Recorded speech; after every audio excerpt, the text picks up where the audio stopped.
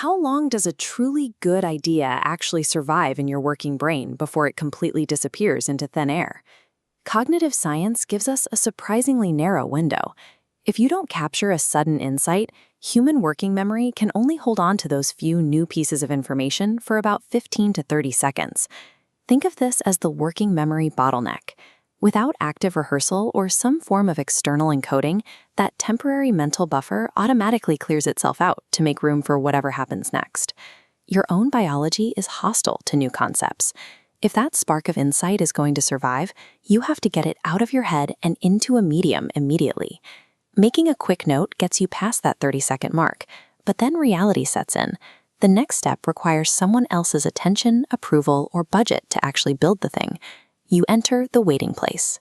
You are in a state of professional isolation, the only one who knows or cares about an improvement that hasn't happened yet. In this isolated state, your eye naturally starts to catch things. You notice tiny spelling blemishes on a document or missing industry standards in a process that everyone else has just accepted as a permanent defect. At this stage, your memory is no longer the bottleneck. The real threat to continuous improvement is the static format you use to preserve your idea while you wait for your organization to catch up. Historically, iterating on an idea alone was incredibly resource-heavy. Look at this industrial printing press. Duplicating information required massive physical infrastructure and specialized labor. That heavy infrastructure created severe limitations. Take a printed weather forecast in an almanac. The data freezes the second the publisher runs the press, completely incapable of adapting to new meteorological data. Which scales better? Correcting a typo on a single web page or scrapping bundles of physical handouts because of one permanent error? Even early digital formats carried high friction. A 1998 floppy disk held roughly 1.5 megabytes and cost over $1 to distribute. Compare that to modern web architecture. Today, you can transmit gigabytes of evolving, complex data across a cloud interface for less than a single penny of electricity. Static physical media and single-use digital files actively punish you for trying to improve. They turn every small iteration into an expensive, frustrating chore for a solo creator. The alternative is a machine-readable, cloud-first digital knowledge product. It acts as a lightweight, virtually free sandbox where you can iterate completely on your own. When you are stuck waiting for a larger team, you can use a first principles framework to guide your solo progress. Make it less bad, make it better, make it excellent.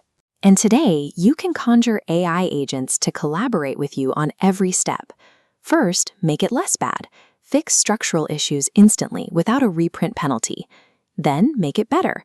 The web platform dynamically synchronizes new contributions, expanding your concept.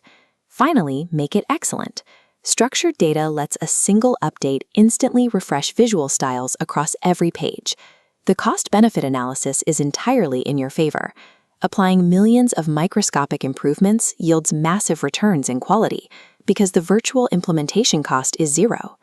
Instead of waiting for printing presses or coordinating the physical distribution of read-only files, the digital framework compounds your effort automatically. Isolation in the waiting place is a strategic advantage. It gives you the space to perfect a system without fighting the friction of group consensus. Eventually, the waiting ends. The timing aligns. Colleagues recognize the merit of your proposal, and organizational resources finally open up. Because you incubated the concept in a machine-readable format, you aren't bringing a scribbled note or a static slide deck to the table. You are presenting a professionally stress-tested, minimally viable product. You can never dictate exactly when people will recognize the value of your insight, but you have total control over whether the underlying structure is ready to multiply across a global network the moment they do. Stop trapping your observations in physical office supplies or read-only digital files. Start building your concepts in web-based knowledge products from day one. A new idea only changes the world if you immediately give it a structure built to adapt, refine, and multiply.